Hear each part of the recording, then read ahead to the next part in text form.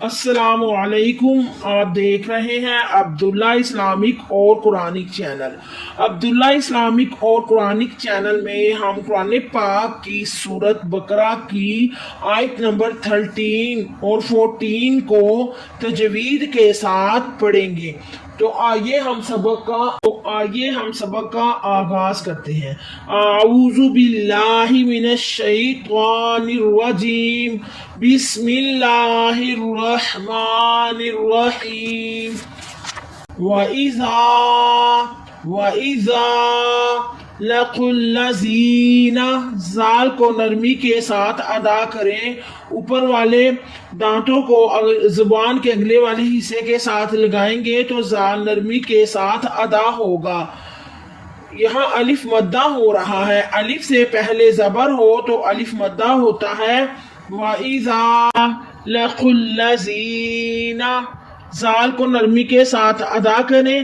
نرمی کے ساتھ ادا کرنے کا کیا طریقہ ہے کہ آپ اوپر والے دانتوں کو زبان کے اگلے والے حصے کے ساتھ لگائیں گے تو زال نرمی کے ساتھ ادا ہو جائے گا۔ یہاں الف مدہ ہو رہا ہے، یہاں تھوڑا لمبا کرنا ہے۔ وَإِذَا لَقُوا الَّذِينَ، قاف کو موٹا کریں گے، حروف مستعلیہ ہے قاف۔ حروف مستعلیہ کیا ہے؟ حروف مستعلیہ وہ حروف ہیں جو موٹے ہوتے ہیں۔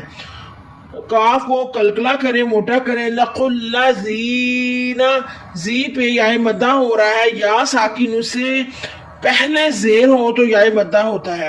زین آمنو، کھڑی کو ایک الف کے برابر لمبا کریں گے۔ نو پہ واو مدہ ہو رہا ہے، واو ساکن ہو اس سے پہلے پیش ہو تو واو مدہ ہوتا ہے۔ ادھر ہم ٹھہریں گے۔ آمنو قالو، کاف حروف مستعلیہ ہے، کاف کو موٹا کریں۔ حروف مستعلیہ کا مطلب کہ لفظوں کو موٹا کرنا ہوتا ہے۔ اور کاف پر الف مدہ بھی ہو رہا ہے، الف سے پہلے زبر کاف کو بھی آپ نے لمبا کرنا ہے۔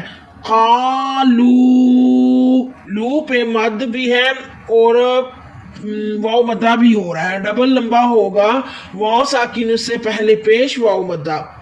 قالو آمنا، نون مشدد ہے، نون پر گنہ کرنا ہے اور الف مدہ وقفے جائز کی علامت ہے۔ یہاں ٹھہرنا بہتر اور نہ ٹھہرنا واجب ہے۔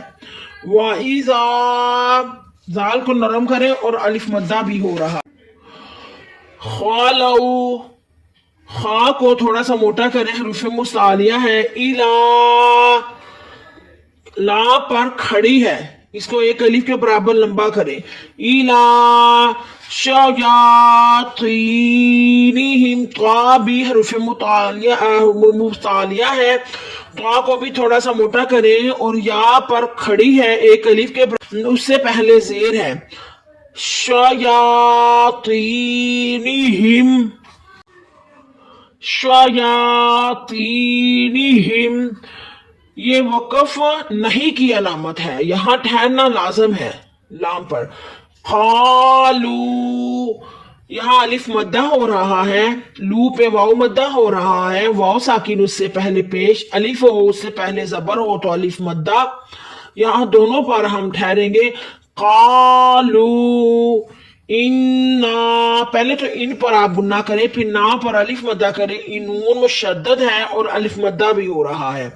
انا معکم، معکم، یہ وقف نہیں کی علامت ہے، یہاں ٹھہرنا لازم ہے۔ انما، نون مشدد ہے اور ما پر الف مدہ ہو رہا ہے۔ نحن، ہا کی آواز حلق سے نکالیں۔ مستہزئون، سین کو سیڑھی کی آواز دیں، ہا کی آواز سینے کے جوڑ سے نکالے۔ زا کو سیڑھی کی آواز دے، او پہ واو مدہ ہو رہا ہے۔ مستہزئون، اللہ، یہ الف والا لام ہے، الف والے لام سے پہلے زبر یا پیش ہو، الف والا لام موٹا ہوگا۔ موٹا کرنے کا کیا طریقہ کار ہے؟ آپ نے زبان کو تالو کے ساتھ لگانا ہے تو الف والا لام موٹا ہوگا۔ یستہزئ، سین کو سیٹی کی آواز دیں، بِهِمْ وَيَمُدُّهُمْ فِي، یہ مدہ ہو رہا ہے، طغیانہم، طا بھی حروف مستعلیہ ہے اور غین بھی حروف مستعلیہ، دونوں لفظ ہی موٹے ہوں گے. فی طغیانہم یعمہون وَيَمُدُّهُمْ فِي طُغْيَانِهِمْ يَعْمَهُونَ.